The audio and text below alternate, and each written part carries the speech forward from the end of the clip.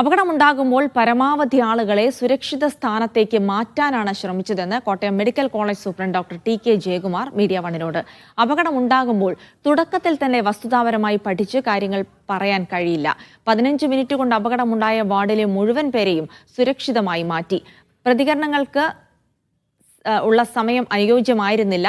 നിർത്തിവെച്ച ശസ്ത്രക്രിയകൾ നാളെ തുടങ്ങുമെന്നും ടി.കെ. ജയകുമാർ പറഞ്ഞു. Medical college superintendent T K. Jayakumar നമ്മളോടൊപ്പം ചേരുകയാണ്.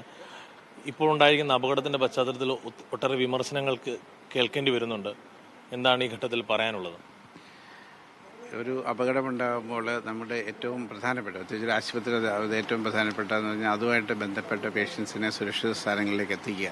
ഒരു വലിയ ബിൽഡിങ് നമ്മൾ മൊത്തമായിട്ട് ഇവാക്യുവേറ്റ് ചെയ്ത് മാറ്റി അവരെ സുരക്ഷിത സ്ഥാനങ്ങളിലേക്ക് എത്തിച്ച് എത്രയും വേഗം ഈ മെഡിക്കൽ കോളേജിൻ്റെ ആശുപത്രിയുടെ പ്രവർത്തനം പൂർണ്ണ നിലയിലാക്കേണ്ടത് ഇവിടുത്തെ സാധാരണക്കാരെ സംബന്ധിച്ചോളം പാവപ്പെട്ടവരെ സംബന്ധിച്ചോളം അത്യാവശ്യമാണ്.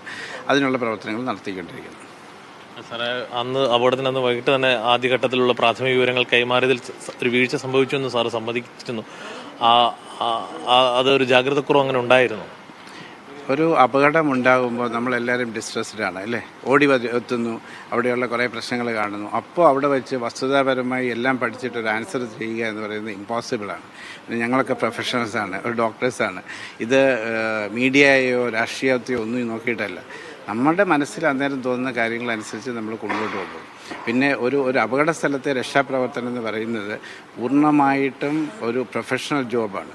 അതിന് അവിടെ ഫയർഫോഴ്സ് ഉണ്ട്, പോലീസുണ്ട്. അത് അവരുടേതായ നിയന്ത്രണത്തിലും അവരുടെ കൈകളിലും കൂടെ പോകുന്നതാണ്. അതിൽ ഡോക്ടർമാർ ഇടപെടേണ്ട കാര്യമില്ല. പിന്നെ ആശുപത്രിയെ സംബന്ധിച്ചോളം ഒരു കമാൻഡ് സെല്ലുണ്ട്. ഒരു അപകടത്തിന് വേണ്ടിയിട്ട് നമ്മൾ ഫോം ചെയ്ത കമാൻഡ് സെല്ലുണ്ട്. ആ കമാൻഡ് സെല്ലിന് ഒരു കമാൻഡറുണ്ട്. ആ കമാൻഡറാണ് അത് നിയന്ത്രിക്കുന്നതും അത് കോർഡിനേറ്റ് ചെയ്യുന്നതും. അതിൻ്റെ എൻ്റെ ഗ്രൂപ്പ് അവിടെ ഉണ്ടായിരുന്നു. അതുകൊണ്ട് തന്നെയാണ് 15 മിനിറ്റ് കൊണ്ട് അത് ഇവാക്യുവേറ്റ് ചെയ്യാനും സാധിച്ചത്. ആ സമയങ്ങളിൽ പ്രതികരണത്തിന് പോകുമ്പോഴുള്ള ബുദ്ധിമുട്ടുകൾ നിങ്ങൾ മനസ്സിലാക്കണം. അവിടുത്തെ പ്രയോറിറ്റി പേഷ്യൻറ്റിനെ മാറ്റുകയും സേഫ്റ്റിയാണ്. ഒരു അപകടമുണ്ടായാൽ അതിൻ്റെ കാര്യകാരണങ്ങളിലേക്കുള്ള അന്വേഷണങ്ങൾ എപ്പോൾ വേണേലും നടത്താം. അത് വർക്ക് ചെയ്യേണ്ടവരെ വർക്ക് ചെയ്യേണ്ട വ്യക്തി ചെയ്യാൻ വിടുക എന്നുള്ളതാണ് അതിൽ ഏറ്റവും പ്രധാനം. അല്ലാതെ പ്രതികരണത്തിനല്ല അവിടെ പ്രധാനം. സാറേ, ഈ നിർത്തിവെച്ച ശസ്ത്രക്രിയകളൊക്കെ നാളെ തുടങ്ങാനാവും. ഓപ്പറേഷൻ തിയേറ്ററുകളൊക്കെ പൂർണ്ണമായും സജ്ജീകരിച്ചോ? അണുവിമുക്തമാക്കുന്ന നടപടികൾ നടന്നുകൊണ്ടിരിക്കുകയാണെന്നാണ് അറിയാൻ കഴിഞ്ഞത്. അല്ല, അത് നമ്മൾ പഴയ ട്രോമ തിയേറ്റർ ഇന്നോവേറ്റ് ചെയ്തതാണ്. അത് നമ്മളിപ്പോൾ അണുവിമുക്തമാക്കി സ്റ്റെറിലൈസ് ചെയ്യാൻ ഇട്ടിരിക്കുന്നു. അപ്പോൾ നാളെ തന്നെ തുടരത്തക്ക രീതിയിലാണ് പോകുന്നത്. അതൊരു ഗ്രൂപ്പ് ഓഫ് ആൾക്കാർ അതിൽ വർക്ക് ചെയ്യുന്നുണ്ട്. ബിന്ദുവിൻ്റെ മകൾ നാളെ വീണ്ടും അഡ്മിറ്റ് ആകുമെന്ന് പറഞ്ഞു. അവരുടെ തുടർ ചികിത്സയുടെ കാര്യങ്ങളിലൊക്കെ സർജറിയുടെ കാര്യമൊക്കെ തീരുമാനമായിട്ടുണ്ട്. അവർക്ക് വേണ്ട സർജറി ഫ്രീ ആയിട്ട് ഗവൺമെൻറ് സൈഡിൽ നിന്ന് തന്നെ ചെയ്തു കൊടുക്കാനുള്ള നിർദ്ദേശമുണ്ട്. അതിനുള്ള ന്യൂറോ സർജറി ആയിട്ട് കോർഡിനേറ്റ് ചെയ്ത് അത് എത്രയും വേഗം ചെയ്തു കൊടുക്കാനുള്ള ഏർപ്പാടുകൾ ചെയ്യുന്നുണ്ട്. എന്തായാലും ഈ അപകടവുമായി ബന്ധപ്പെട്ടുകൊണ്ട് എല്ലാ കാര്യങ്ങളും ഭംഗിയായി അല്ലെങ്കിൽ ഉത്തരവാദിത്തോടുകൂടി നിർവഹിക്കാൻ കഴിഞ്ഞുവെന്നാണ് സൂപ്രണ്ട് പറയുന്നത്.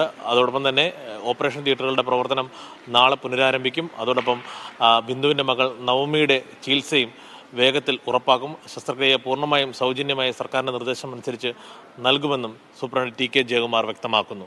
ടിബിൻ ഡൊമിനിക്കിനോടൊപ്പം ജോസി ബാബു, മീഡിയ 1 കോട്ടയം.